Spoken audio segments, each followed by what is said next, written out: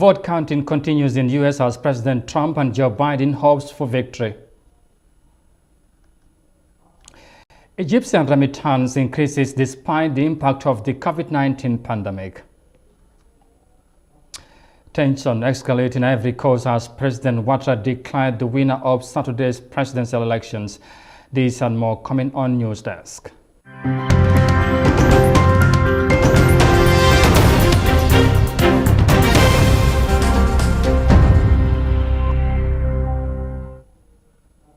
Hello, this is Africa TV and many thanks for joining us. And now the news in detail, and we begin matters with the American elections.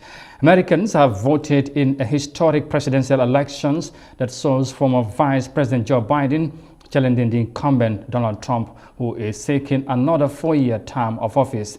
In what has been a close contest so far, both candidates are optimistic of a victory as counting continues in a crucial winning grounds. Details of that in this report. The results suggest a tight race in key battlegrounds of the Midwest and the Rust Belt of Pennsylvania, Michigan, and Wisconsin. As the world awaits the final results of Tuesday's election, experts project it could go down to the wire to determine who would be the next president of the United States. Speaking earlier at the White House, President Trump said he suspected foul play in the election and threatened to take the matter to the Supreme Court. Trump, a Republican Party candidate, said he wants the voting to stop and that he has already won the election. This is a fraud on the American public. This is an embarrassment to our country. We were getting ready to win this election. Frankly, we did win this election.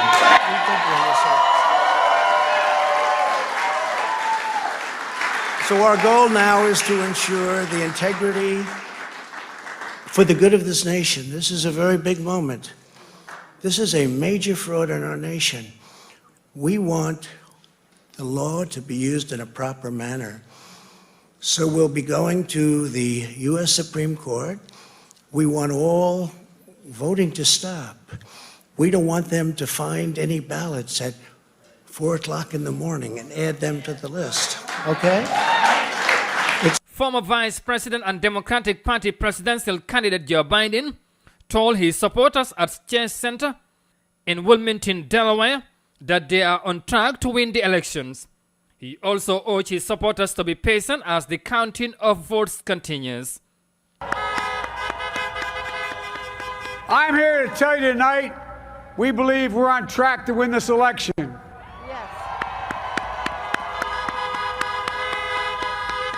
We knew because of the unprecedented early vote and the mail-in vote that it was going to take a while. We're going to have to be patient until the hard work of tallying the votes is finished. And it ain't over till every vote is counted, every ballot is counted. This has been one of the most tightly contested U.S. presidential elections in history.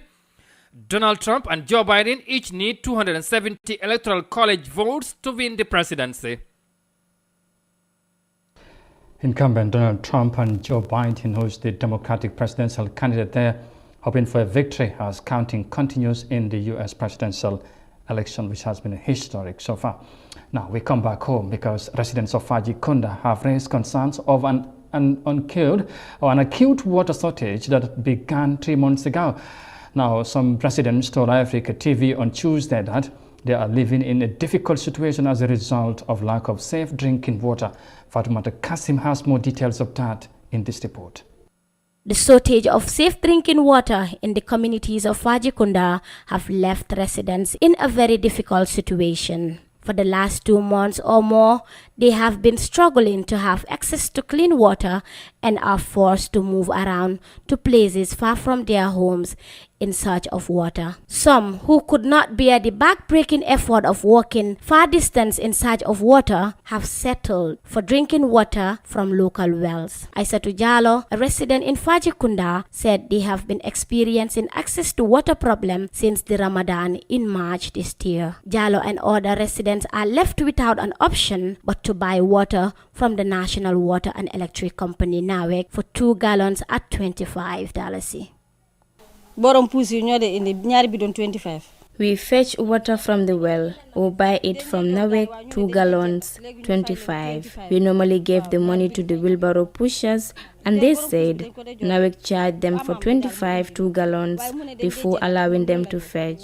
For the NM Drame, the National Assembly member for Tumana, who also is a resident in Faji Kunda, said the water shortage is a devastating situation. Honorable Drame said he and his brothers use cars to fetch gallons of water from the fire service in Churchillstown and the Atlas petrol station. He said Nawek must ensure that people enjoy their right to safe drinking water. Because access to water is not even a privilege, it's not a favor, it's a right. So therefore, we the people of Faji Kunda are demanding for the rights. So NAWEC has to look into this issue, make sure that they solve this issue, because this cannot continue. Aisatu, another resident of Faji Kunda, said the issue of water shortage has been a major problem for a long time. It is 1 week since we have been buying water, and a gallon of water is $10. Water shortage in Faji Kunda is a problem. For some Faji Kunda residents like Baba Sisi, the water shortage problem has been on for 3 years now. It started when Nawek supply water was very limited, available mainly at night, and the water from the taps wasn't enough according to Sisi. Then it started getting worse when they could not even get a single drop of water from the taps. It's even more than 3 years. It's more than 3 years now since this has been happening, especially in this compound. During late hours, you will see small droplets of water from the tap, which usually served a few buckets and close again. Acute water shortages are becoming increasingly frequently across Gambia, especially in the capital Banjul and its surrounding area, where frustrations are mounting. Authorities have announced that they are unable to restore regular supply until at least December. The shortages are preventing many people from doing their daily chores as they will want to. According to local report service, interruptions are unpredictable, widespread, and can at least last for 5 hours per day. For iAfrica TV, I am Fatmata Kasim. Residents of Faji Kunda are calling for more support as the community face lack of water, and I only hope the authorities will heed to the call. Now, despite the negative effects of the COVID-19 pandemic on the world economy, Egypt has still enjoyed a significant increase in remittances to the country. This year, there has been a 14% drop in remittances worldwide due to the coronavirus, according to the World Bank. But the North African state was among few countries that saw a significant rise. Remittances have now become the country's leading source of foreign exchange, and authorities hope this will further increase to help boost the economy during challenging times. Here are more details of that in this report. According to the World Bank, average remittances worldwide dropped by over 14% in 2020 due to the negative effects of the coronavirus. But not Egypt. It's one of a few countries that saw an increase amidst the health crisis. Ghada Kamal is an expat who has returned to Cairo in late September after 7 years in Qatar. Was your job and your company affected by the coronavirus pandemic this year? Yes, it definitely was, yes. Unlike all predictions from international finance institutions and experts that remittances around the world will fall, and it has fallen in many countries or most countries, why in Egypt it was a different case? From my experience, the job insecurity was the main factor.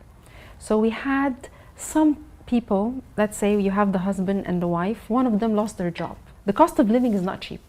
What happens is the father ends up spending his wife and his children back to Egypt, and this is where all the spendings takes place. So schooling becomes in Egypt, grocery in Egypt, the traveling is in Egypt, accommodation is in Egypt, so more money is being sent to Egypt for that reason. The impact was not only felt by expats who lost their jobs, but also those who faced salary cuts or reduced benefits. There was a very remarkable cut off when it comes to the allowances. school allowances, accommodation allowances, car allowance, and so on. So when it's cut, for example, 50%, the parent will have to pay this 50% from his or her pocket. They end up sending their families again, the mother and the children, back to Egypt, and this is where all the spending takes place. In Gheda's case, she is planning to invest her savings on a small bakery in Cairo. Remittances are mainly sent to family members or businesses, not the government. How does it benefit the economy? It does not benefit the state directly, but it helps in the implementation of important economic policies by the government, such as increasing hard currency supply inside the country. This supports the value of the Egyptian pound in foreign exchange. It also stimulates more spending and consumption in different sectors, which in turn creates tax revenues for the government, improves market conditions, and push economic growth rates up. Remittances have been one of Egypt's sources of hard currency. Now it has topped the list after the decline in tourism and export revenues. Government hopes remittances would increase further in the coming years to sustain the economy during tough times. You are watching the news desk on Africa TV, and there's more news coming ahead. But for now, we'll take a short break and come back shortly with the remaining updates. Stay with us. We'll be right back.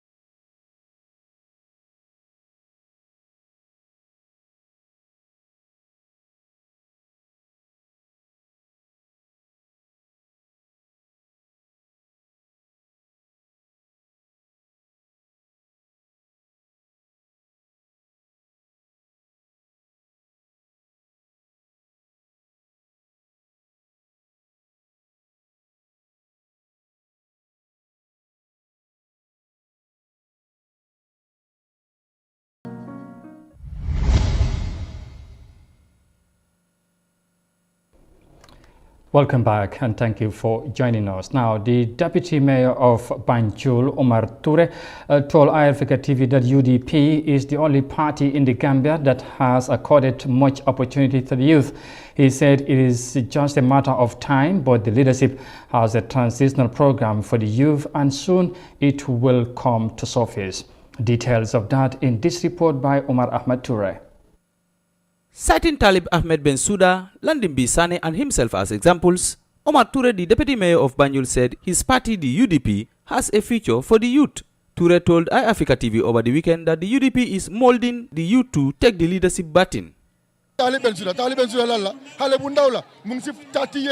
Gambians should know that Talib Bensouda has 30 years. He hasn't got 40 yet. So you can see the future. You have Rohim Malik Low landing as chairman. The local government that we have, it's only youths we have. I am here as a deputy mayor. Have you ever seen a youth deputy mayor like me? It never happened. UDP is the only party giving such opportunity to youths. When was Bakari Baji given an opportunity? Because of political gains, he brought Bakari Baji so that he could get votes from Serekunda, but it wouldn't work. Talib Bensouda has conquered the place. Rohim Malik conquered Banjul, and anywhere you go in the Gambia, we conquered it all. Ajaratu Yama Sane, the UDP chairperson for Brikama South, said the party is optimistic of winning next year's election. We are optimistic and have the confidence. In fact, Allah has fulfilled our hopes and aspirations, and it will happen in 2021. This is what Allah has written, and everything has time. Allah ordained that we cannot be part of this government. What I have to tell my fellow women is, let them come and join the UDP government, which is coming. The future of their children and their brothers is the future we are starting, and it is something that has already been sown and will germinate. Anyone who misses it will fail. Arguably, the United Democratic Party is the dominant political party in the Gambia today. It was the largest and most significant opposition party during the Jammeh era and has gone back to that position after it was removed from the coalition government. The UDP constitutes the majority of the National Assembly and local government authorities in the Gambia. For iAfrica TV, I am Omar Ahmadu Toure. Opposition United Democratic Party there who vowed to support the Gambian youths. Now, Zimbabwe has been hit by a water crisis with many residents struggling to get access to clean drinking water. Authorities are devising means to respond to the shortage of water in the country's capital, Harare, while others spend money to buy water from delivering companies. Some risk their health to use water from outside sources. Here are more details of that in this report. Another delivery and outflow of $35.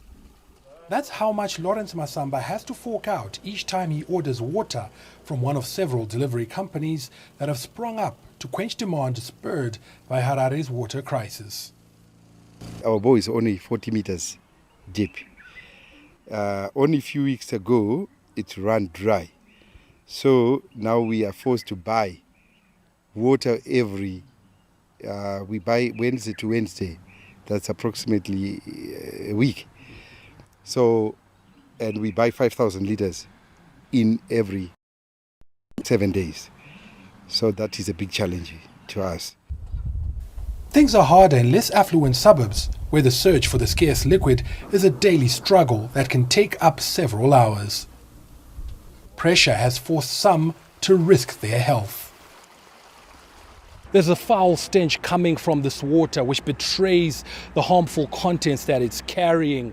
Despite that, it is a channel that many here rely on to do their household laundry and for some to take a bath.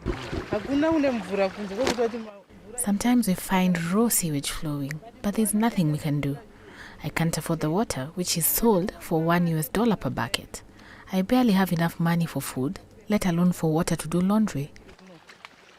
Unsafe sources can expose people to waterborne diseases, but after years of exposure from these sources, some residents say they've grown used to it.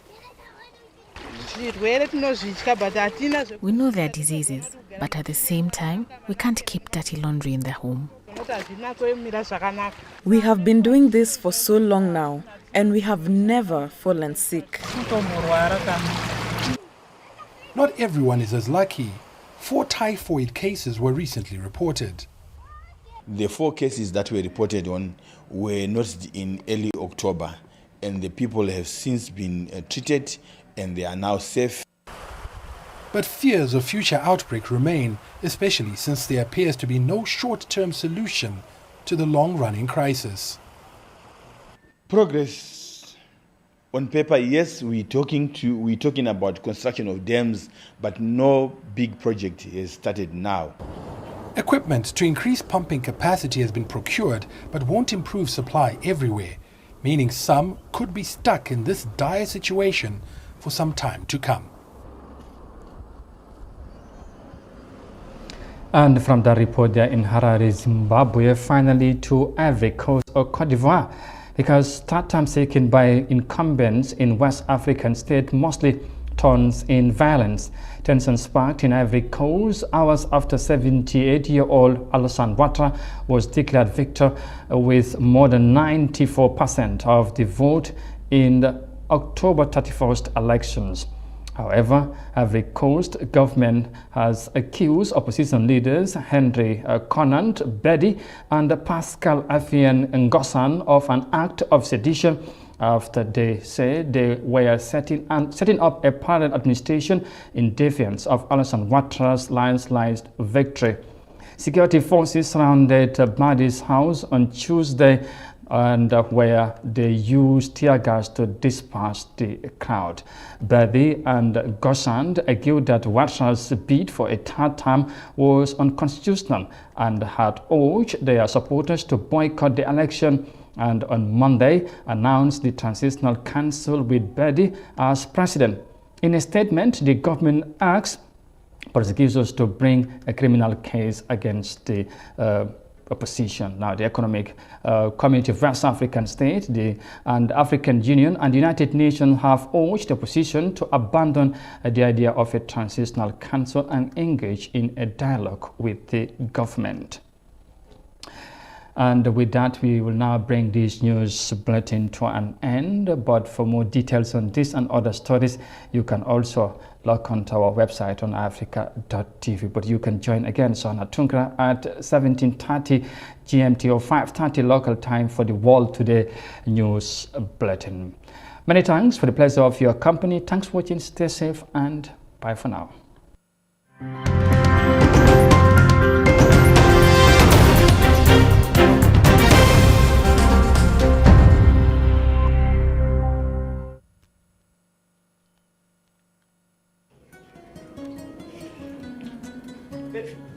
Ibe ni fɛn o lampi kan i man kasi fɔ o ji be